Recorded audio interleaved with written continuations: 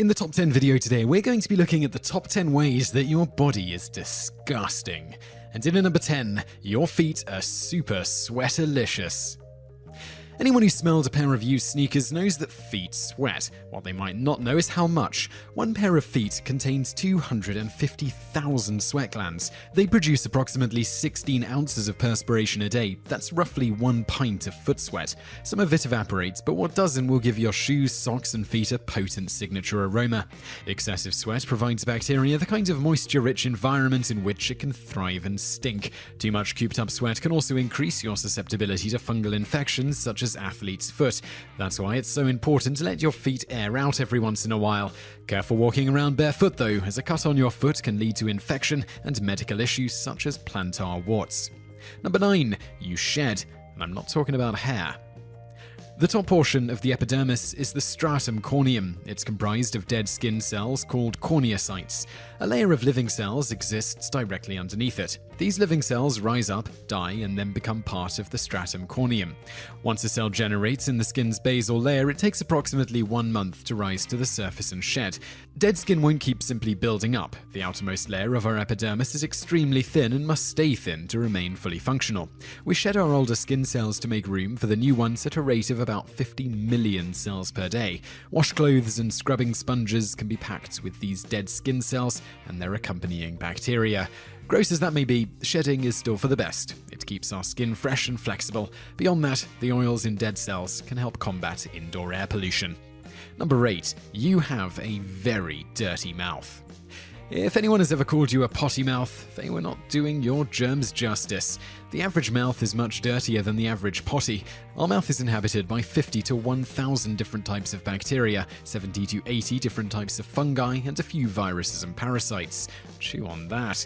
What you taste at this very moment includes bacteria, fungus, and parasites. Many of the bacteria are good guys working to fight off harmful bacteria, so it's not like you want your mouth to be without the little buggers. You just want to make sure potentially harmful bacteria don't get out of control. Brush and floss, ladies and gentlemen, and don't skip out on that twice yearly dental checkup. Number 7. Something sprouting. Keratin sprouts from our bodies in the form of dead protein, or hair as we like to call it. Fingernails and skin are also made of keratin. As it turns out, animals' claws, hooves, and antlers are made of keratin too. Isn't it amazing the different forms one material can take on? Humans grow the thinnest hair compared to other primates, but we actually have a similar follicle density compared to chimpanzees and gorillas. Their hair simply grows longer and coarser than ours. It also sheds much faster. We have around 5 million hair follicles covering our bodies, which allows for plenty of sprouting keratin. Don't worry, it's not so much you'll start growing antlers, though it is possible for this protein to manifest as a cutaneous horn. Number 6. Mucus will ooze. Mucus creates a protective layer to capture dust particles inside your body. It's your knight in shining, green, drippy armor. Your body makes about 1 quart a day. It's not fun to swallow, at least not when you're sick enough to notice, but life would be much worse without it. Snot and phlegm are actually replete with all sorts of potent antiviral, antibacterial, and other proactive chemicals that work to keep you healthy. However, the nose isn't the only place mucus exists, especially if you're a woman. Cervical mucus, often compared to egg whites, is one way your body communicates that you're ovulating. In pregnancy, women lose the mucus plug before going into labor. It's even normal to have a small amount of stool mucus. Just accept that your body is a gigantic mucus faucet and buy some Kleenex. Number 5. Your body contains a highly corrosive liquid. Gastric acid within the stomach contains a potent amount of hydrochloric acid, corrosive enough to destroy metal. Your stomach bacteria are resilient enough to survive that harsh of an environment. The acidity is so extreme that without the stomach protecting mucous membrane, it would digest the stomach. It's for reasons like this that we want mucus in our bodies.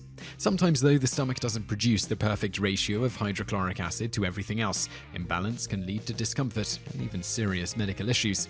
If you've ever experienced acid reflux, you've had a taste of just how caustic the human body's gastric juices feel. What else could be expected? We are talking about acid here. Number 4. Your fungus can get way out of control. Our bodies are fungal. We harbor 100 different species of foot fungus. On an average day, that's where the majority of body fungus will remain. However, sometimes yeast gets out of control and the body shows symptoms of candidiasis. This is more widely known as yeast infection. Fungus may grow in the stomach, urinary tract, vagina or tongue, or even on the skin. One of the most revolting among these is thrush, yeast infection or candidiasis of the mouth. The curd-like fungus grows in patches on your tongue and palate. It's easily treated, but while visible, thrush is a filthy reminder of the Candida albicans fungus always living in your mouth. This is only one of the various things that can thrive and multiply on or inside you. In fact, number 3, you're crawling with bacteria. 9 out of every 10 bacteria in the human body are microbial. That's a massive number, considering the fact that 100 trillion bacteria live in your body. Only 10% of those cells are human. You might not be able to see or feel your creepy crawly friends, but they're definitely present. You couldn't survive without them.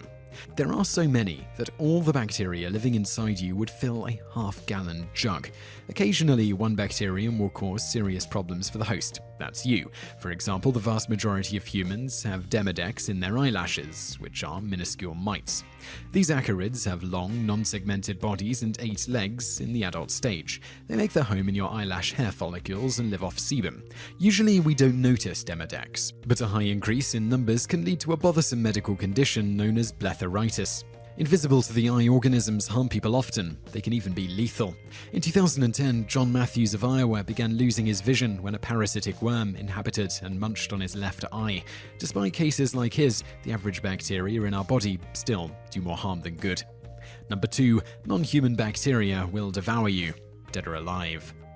Necrotizing fasciitis is the flesh-eating bacteria from your worst zombie nightmares. This type of infection requires a quick response because it regularly leads to organ failure, the need for amputation, and death. Necrotizing fasciitis typically strikes following trauma or post-surgery. Once you're infected, the bacteria become a very dangerous part of you.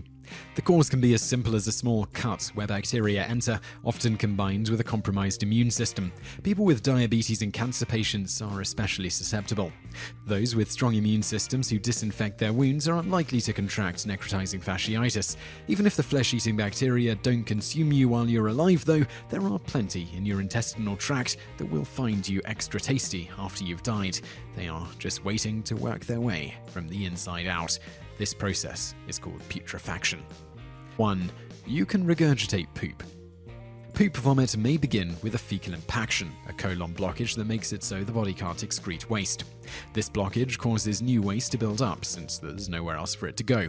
Eventually, it exits the body through the mouth. Another possibility is an atypical contraction of gastric muscles, which can carry fecal matter upward from the intestines to the stomach and out through the mouth.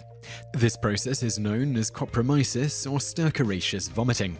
Our bodies can certainly surprise us. Sometimes those surprises are pleasant, and other times, such as when we're vomiting poop, the human body can seem rather revolting.